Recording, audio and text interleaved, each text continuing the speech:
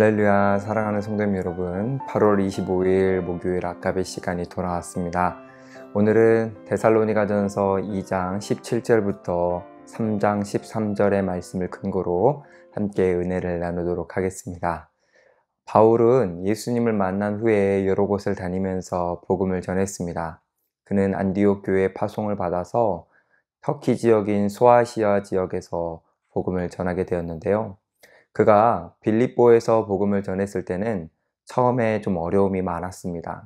그러다 점차 하나님의 역사로 인해 복음이 전파가 되면서 많은 간증이 있는 교회가 세워지게 되었습니다. 이후 그는 데살로니가 지역으로 가서 복음을 전하게 되었는데, 빌립보와는 다르게 처음부터 복음의 능력이 나타나면서 많은 이들이 예수님을 믿었고 예수님을 구주로 삼았습니다. 그런데 얼마 지나지 않아서 그곳에 있던 유대인들이 난폭해지면서 바울을 힘들게 했습니다. 그래서 바울은 밤에 야반도주를 할 정도로 갑작스럽게 그 데살로니가 지역에서 떠나게 되었습니다. 데살로니가 지역에서 복음을 전한 지 얼마 되지 않아 데살로니가 지역을 떠나게 된 바울은 마음이 아팠습니다. 특별히 바울만이 아니라 데살로니가 지역에서 복음을 받아들이고 이제 막 신앙생활을 시작한 성도들도 당황스러웠습니다. 바울로부터 말씀을 들으면서 복음을 더 깊이 이해해야 되는데, 마치 영적인 부모를 떠난 것처럼 갑작스럽게 바울을 잃었기 때문에, 그래서 남겨진 데살로니가 성도들은 참 어려웠습니다. 설상가상으로 믿지 않는 사람들의 핍박까지 있었기 때문에 거기서 신앙생활 하는 것은 참으로 어려웠죠. 이를 알면서 떠나야 했던 바울도 마음이 너무 좋지 않았습니다. 그는 데살로니가를 떠나서 베레와와 아덴 그리고 고린도까지 가는 그 여정 속에서 한순간도 이 데살로니가 성도들을 잊을 수가 없었습니다. 그래서 바울은 2장 17절에 나오는 것처럼 자기는 얼굴이 떠났지만 마음은 떠난 것이 아니라고 표현을 합니다. 그러면서 자신은 데살로니가 교회에 계속 다시 가고자 했지만, 애를 썼지만 그렇게 되지 않았다라고 말을 하죠. 바울은 이 데살로니가 성도들이 너무나 걱정되었습니다. 그래서 가만히 있을 수가 없었습니다. 그래서 3장 1절의 표현대로 참다 못하여 라는 이 표현처럼 2절에 나오는 것처럼 디모데라는 신실한 자기가 아끼는 사람을 데살로니가 지역으로 보낸 것입니다. 바울은 왜 데살로니가 교인들을 향해 이렇게 안절부절하지 못할 정도로 걱정을 하였을까요? 바울은 그들을 향해서 영적 아비의 마음을 가졌기 때문입니다. 그들에게 더 복음을 전해야 하는데, 그들을 말씀으로 더 잘 키워냈어야 했는데 키우지 못한 채로 그들을 떠났기 때문에 이런 마음을 가졌던 것이죠. 특별히 데살로니가 성도들이 핍박을 당하면서 그들이 믿음을 버릴까 하여 너무나 염려해서 걱정을 했던 것입니다. 디모데를 보내고 어떤 소식이 올까 바울이 기다리고 있을 때에 드디어 디모데로부터 데살로니가 교회에 대한 소식을 받게 되었습니다. 그 소식은 6절에 나오는 것처럼 기쁜 소식이었습니다. 데살로니가 성도들은 바울의 우려와 다르게 믿음을 잃지 않았고 굳건하게 믿음을 지키고 있었습니다. 영적인 부모가 너무 일찍 떠나버렸는데도 그들은 믿음으로 살아내고 있었습니다. 다들 열심히 신앙생활을 하고 있었죠. 그런데 그들은 어떻게 그들의 믿음을 지킬 수 있었을까요?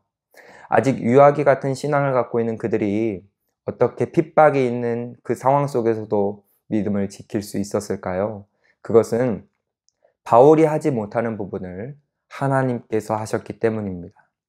사실 복음은 사람들이 전하고 사람들이 영향력을 주는 것 같지만 그 영혼을 살리는 일은 하나님께서 하시는 겁니다. 인간이 노력하고 애를 쓰고 있기에 인간이 사람을 키우고 인간이 사람을 세운다라고 생각을 하지만, 실제로는 우리를 사용하시는 하나님이 전적으로 하시는 것입니다. 이는 식물이 자라는 것을 보면 알 수 있습니다.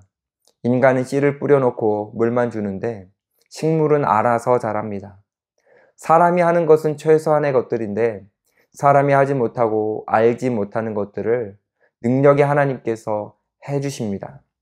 그러니까 데살로니가 교회 성도들도 하나님께서 친히 역사하여 주셔서 그들을 키워주신 것이죠.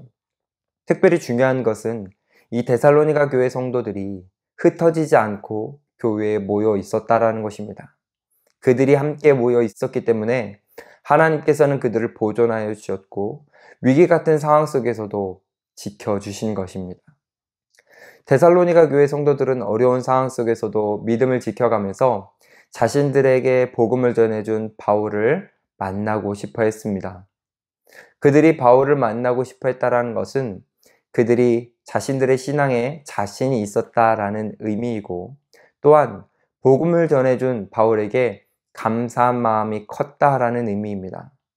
그들은 바울을 그리워하면서 다시 만나기를 소망하고 있었습니다. 이 소식을 들은 바울은 너무나 기뻤습니다. 그래서 사역을 하며 고단했던 마음이 다 해결되는 느낌을 받았습니다.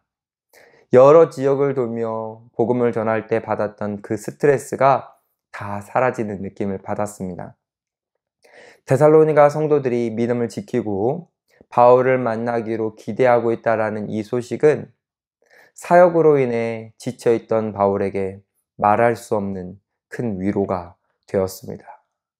바울이 얼마나 기뻤는지 이런 식으로 표현을 합니다. 우리 8절 말씀을 함께 볼게요.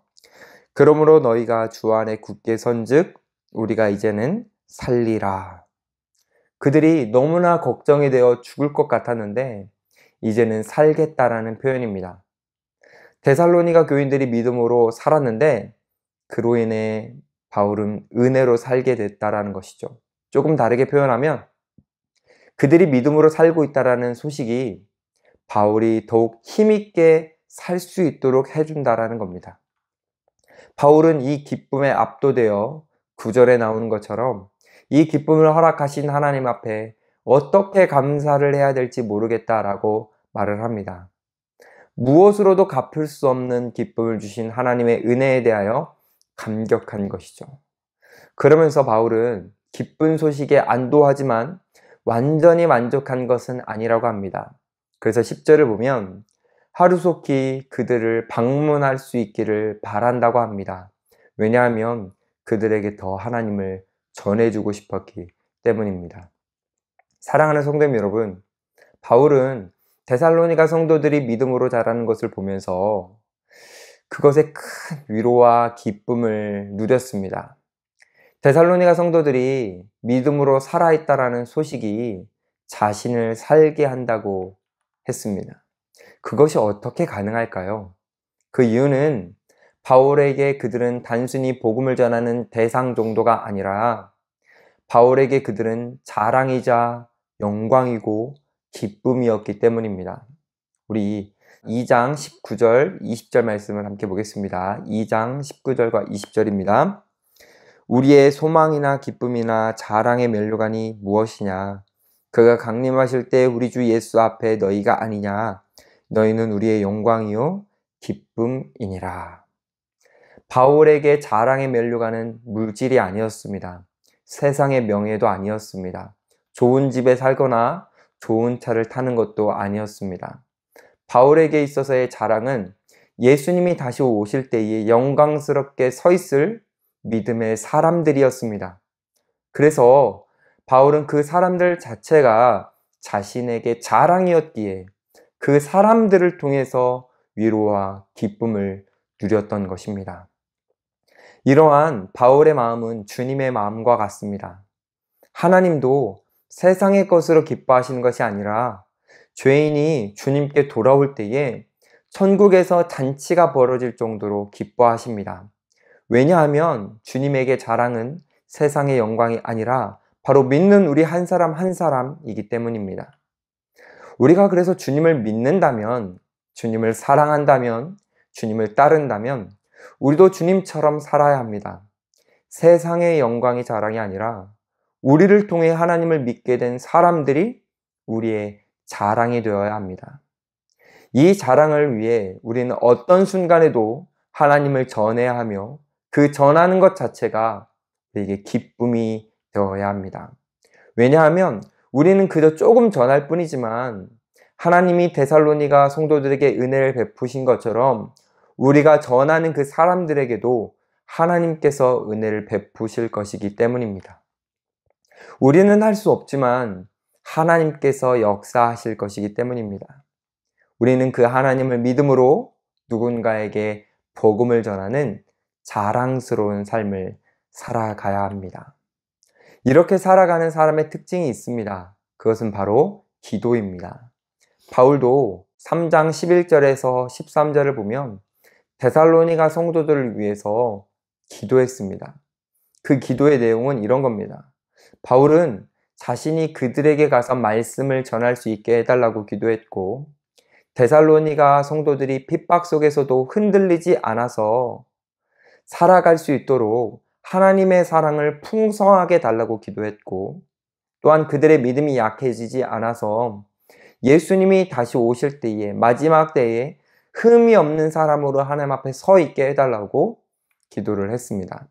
다시 말해서 자신의 자랑인 데살로니가 교회 성도들이 주님의 자랑이 될 수 있도록 해달라고 기도한 것입니다.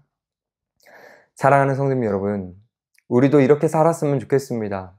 우리의 자랑이 세상의 것이 아니라 하나님이 주목하시는 사람들이 되면 좋겠습니다. 주님의 자랑이 우리의 자랑이 되면 좋겠습니다. 이를 위해 기도하며 살아가는 저와 여러분들이 되기를 소망합니다. 그러한 삶에, 그러한 우리들에게 하나님은 위로와 기쁨을 주실 것입니다. 오늘 하루 우리가 하나님을 위해 살아갈 때 하나님께서 주시는 그 위로와 기쁨으로 우리에게 주어진 이 오늘 하루라는 시간 속에서 자랑스러운 삶을 살아가기를 간절히 소망합니다. 기도하겠습니다. 하나님 감사합니다. 하나님의 말씀을 통해서 우리의 어떠한 것이 자랑이 되어야 할지를 돌아보게 하시니 감사합니다. 하나님, 주님의 자랑이 우리의 자랑이 되기를 원합니다. 그래서 우리의 자랑이 주님의 자랑이 되기를 원합니다. 하루를 살더라도 한 영혼 한 영혼을 돌아볼 수 있는 삶을 살게 해주시고 한 영혼 한 영혼에게 하나님의 사랑과 그 깊은 은혜를 전할 수 있는 삶을 살게 하여 주셔서 하나님을 믿고 변화되는 우리 주변의 사람들이 우리에게 가장 큰 자랑이 되게 하여 주시옵소서.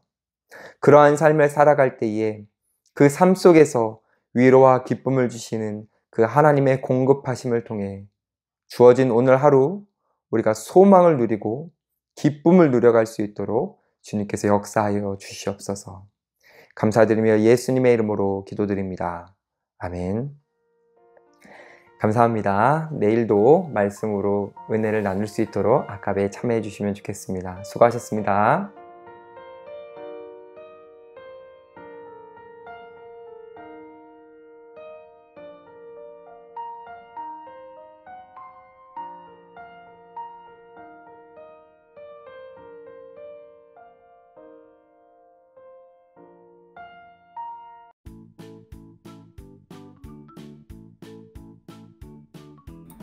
전화 왔다. 여보세요? 건이야, 뭐해? 그냥 집에 있어요. 야, 오늘 불금이잖아. 커피나 한잔 하게.